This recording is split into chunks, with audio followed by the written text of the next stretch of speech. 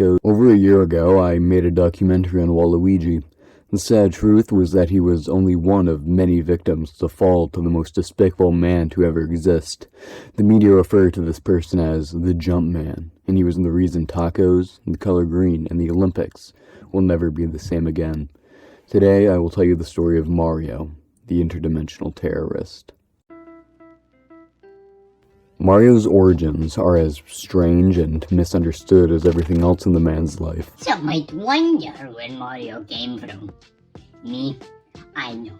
He comes from the Mario land.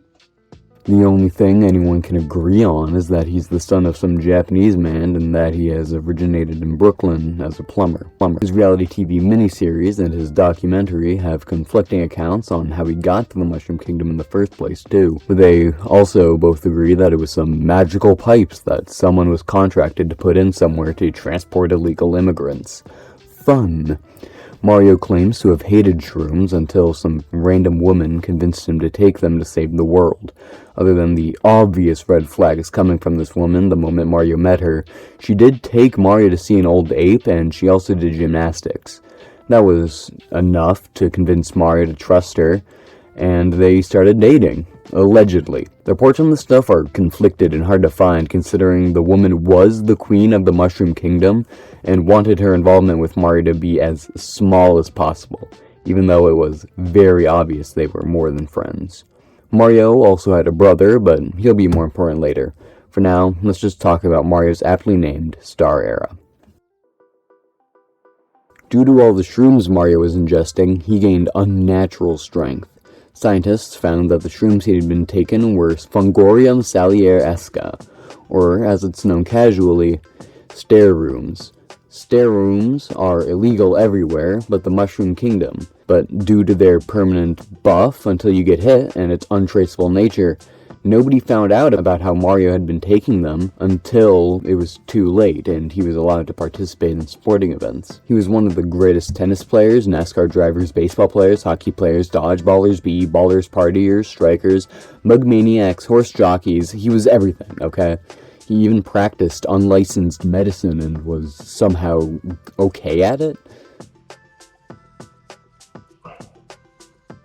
What am I even gonna say? It's Mario. You fucked my wife! Needless to say, all of his accomplishments gave him plenty of fame, but he was given a documentary and several book opportunities, and all of them he took. But all this fame was starting to change Mario, started to go to his head. Mario's friends and family claimed that when the movie came out, where he was being played by Chris Pratt, he started to change. He started to believe he was better than everyone, and nobody was safe from this newfound storm. Luigi, Mario's brother, was one of the first to feel this effect. In Mario's documentary, they put him in a cage to avoid acknowledging his many achievements. Luigi never took stare rooms despite what many were led to believe. Luigi really was just that coded. But due to Mario always being one step above him, Luigi never gained the recognition he deserved. Luigi had a small cult following, yes, but everyone still called him Green Mario, the Slippery One, or who? Bowser was the ruler of the Bowser Kingdom, and despite its many parlor corruption scandals that I will not be getting into, it was reportedly a very nice and peaceful place to live, so long as you weren't a toad. Bowser and Mario's relationship was far more of a friendly rivalry than what people assume. Bowser's invention of Bowseroids gave him quite a large annual revenue even after its banning from every sporting competition. Most of it came from the fake gym bros, and Bowser and Mario were casual sport rivals, and Bowser was too heavy to make his car even move. He still enjoyed racing, even if he did have Flintstone it. Mario, however, turned to only ever seeing Bowser as an annoyance, one he could never get rid of. As a result, their relationship quickly deteriorated to the point of disrepair. I've made an entire video on Waluigi already, so if you want to learn more about him specifically, go watch that video after this one. It will just kind of add to the rest of this. To really talk about the taco incident, we need to talk about Mario's personality.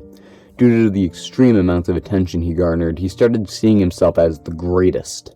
I already mentioned that. But what you need to understand is that his narcissism was so great, he wouldn't let anyone be greater than him at anything. So when he heard that his former tennis rival, Waluigi, had formed the greatest taco stand in the world, he was so overcome by envy that he took matters into his own hands.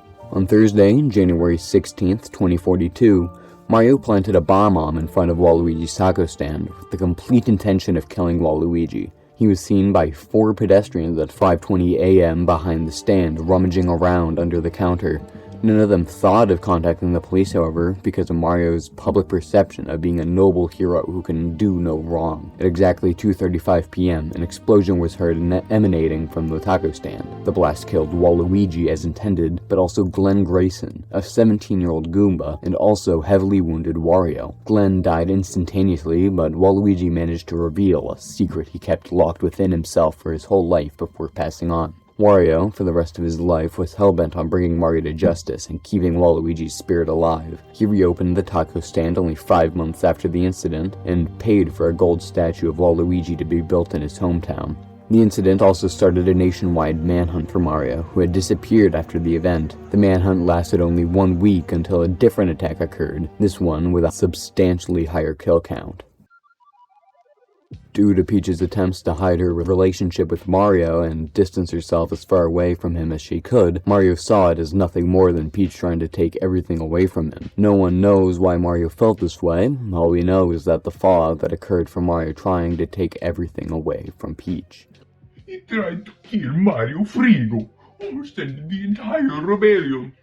On Wednesday, January 24th, at around 8 a.m., Peach's plane made an unexpected takeoff from the runway. Air traffic control couldn't get a single response from the plane, and at 8:12 a.m., the plane took an unexpected dive bomb straight toward Peach's castle. Scientists estimate the plane was moving at least 387 miles per hour, or about 172 meters per second.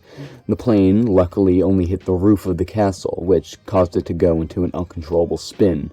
The town the castle overlooked, however, was not as lucky.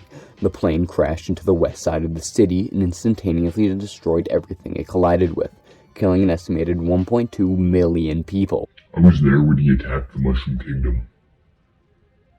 Me and my 2 pals, we were drunk as fuck. But you know what?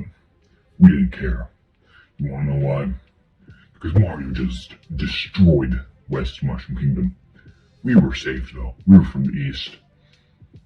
I don't know why I'm here, really. I'm getting paid $40 for this. Like, that's a steal. The bit of castle roof the plane had hit fell onto the town plaza, crushing an estimated 42,000 people. The front of the plane had become completely pancaked in, but little to no evidence of a person piloting were found inside. All that was found at the scene of the crash was a sticky note attached to the inside of the plane door with the words, "Try forgetting me now, princess, Mario." They later found the spot where Mario landed, and the crater formed by his ground pound was turned into a memorial for those who lost their lives. Mario was a war criminal who had violated several Geneva Conventions and had to be stopped at all costs. Due to the terroristic nature of this attack, not only was the Mushroom Kingdom looking for Mario, but so were all of her allies. The Bowser Kingdom Senate argued to legalize nuclear bombs, as nothing else could work against Mario due to the overwhelming strength he gained from stair rooms. For the time being, however, their bill was rejected. Instead, a full military mobilization was performed, and it was a staggering failure. It wasn't because they didn't try, but rather it was because the unexpected had occurred. 3 months after January 24th, Bowser awoke to find his son missing. Blood on his wall revealed Mario's involvement. DNA tests reveal it was Bowser Jr.'s. The confusing nature of the text stumped the police for weeks until they learned it was a complete and utter truth. Mario had used a particle accelerator found in the MetaStique Studios basement to travel to an alternate dimension where some dude wearing green had defeated Mike Tyson in boxing, one where a guy that was wearing green was the son of a king and rolled a ball around the world to collect everything in its path, and another where a guy wearing green had gotten the baddest of bitches, all of it to escape the authorities. And Bowser could only ever assume the worst for his poor boy, who he raised to the best of his ability, and so the manhunt evolved one final time to a multi-dimensional search for the now forever infamous Jumpman. The initial search lasted all but 3 days before the tables had turned for the worse. The particle accelerator could only bring 3 people across dimensions at a time, and no one knew where Mario even was. They just assumed he was wherever Green could be found, potentially out of spite for his much cooler and much more handsome brother. At every stop, the feds gained a following of the strongest warriors from each dimension, good and evil. The rewards were too good for anyone to pass up. The Interdimensional Alliance had formed with the sole purpose to detain Mario. It was 88 members strong, and against anyone else, they would be the ultimate task force. But they aren't fighting just anyone. They're fighting Mario. On May 4th, 2042, the first squadron, composed of the God of Happiness Kirby, Fox McCloud, and the single funny yellow rat, had tracked down Mario on a small, flat planet with floating rocks, and so Operation Battlefield commenced. The funny yellow rat was the first, and in a close battle, lost to Mario's rising uppercut and flip kick.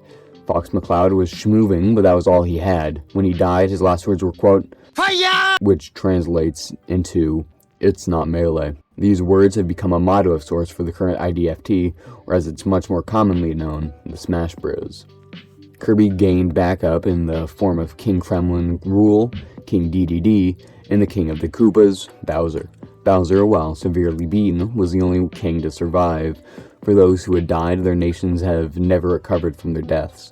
Wave after wave of combatants poured in, from cyborgs to spheres to some square guy, and all of them failed. For 5 days, the combatants poured into the dimension. 73 warriors had been brutally defeated, and 54 of those had been killed.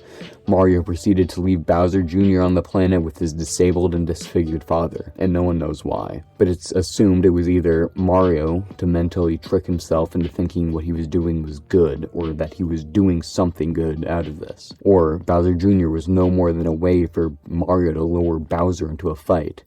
But nonetheless, Mario abandoned the planet with a pile of bodies behind him. Operation Battlefield was a colossal failure. 3 weeks after Operation Battlefield, NASA had managed to upgrade the particle accelerator to carry the remaining members of Smash Bros., now including Bowser Jr., who wanted to get revenge for his father. When Mario left Bowser Jr., he told him he was going to be waiting in Universe 8008IY, and so Smash Bros. Took off to fight Mario. If they failed now, he would win, and all his murders would go unavenged. When Smash Bros. Arrived in 8008-IY, a fierce struggle ensued, but in the end, Mario took out everyone, leaving him and Luigi as the only 2 fighters still standing. This is the only part of the fight with footage of any kind.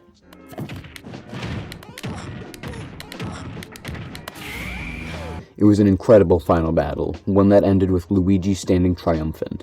Mario was quickly arrested and thrown in 25-hour surveillance with 15 fully armed guards.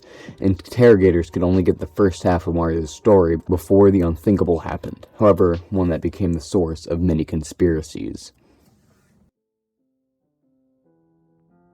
Before Mario's trial, before he could even defend or prosecute himself in court, before they even got his full story, Mario was sent to be transferred to ADX Florence. But Mario would never even make it to the car before he was shot by Grenadine Grayson, the brother of Glenn Grayson. No shot was more precise as the one that hit the infamous Jumpman. It hit his right kidney, liver, stomach, heart, left lung, and then exited out of his top shoulder, said Dr. Muhammad, the physician who did the autopsy on Mario after he was killed. Mario's many actions led to many conspiracies forming against the Mushroom Kingdom and Smash Bros. Smash Bros. Specifically started being hated on by many political factions. He was forced to operate in the shadows ever since Operation Final Destination, and they're still somehow the main thing people point to when something awful happens. Of course, all of that is nothing compared to what people think Mario did, which is every bad thing in history, not limited to the JFK assassination, 9/11, Abraham Lincoln's assassination, the Declaration of Independence, tuberculosis, the bubonic plague, COVID-19, and the killing of the dinosaurs. Mario Jumpman Mario is the author of the infamous SFW Vaporeon copypasta. All in all, the world has changed for the worst after Mario's several terrorist attacks. And I just hope you stay safe out there, and don't fall for fake news regarding the situation. And that is all. Good night.